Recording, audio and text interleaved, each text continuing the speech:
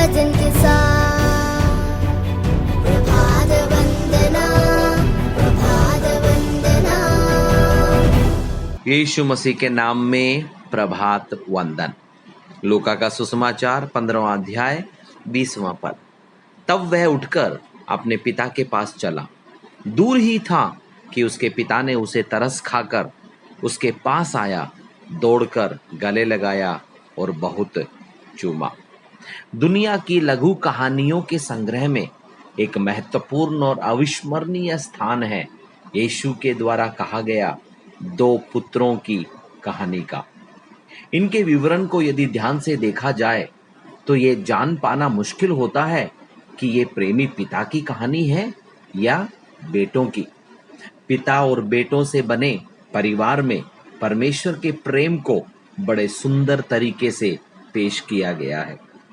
कहानी के पिता को परमेश्वर के स्थान पर, घर पर रहने वाले पुत्र को धार्मिक समाज के स्थान पर और घर छोड़कर मौज मस्ती में सब कुछ लुटाने वाले पुत्र को परमेश्वर से दूर हुए लोगों के स्थान पर प्रतीक के तौर पे दिखाया गया है।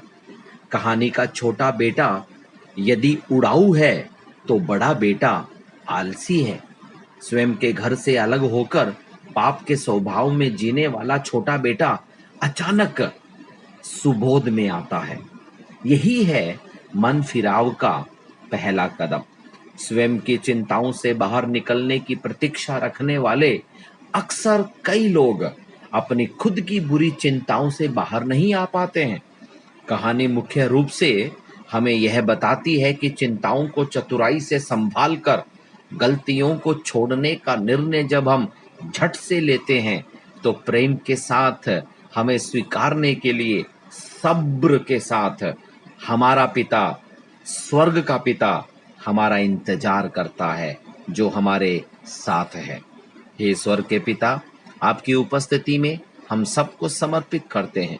हमारी गलतियों और त्रुटियों को समझकर क्षमा के लिए आपके पास आते हैं।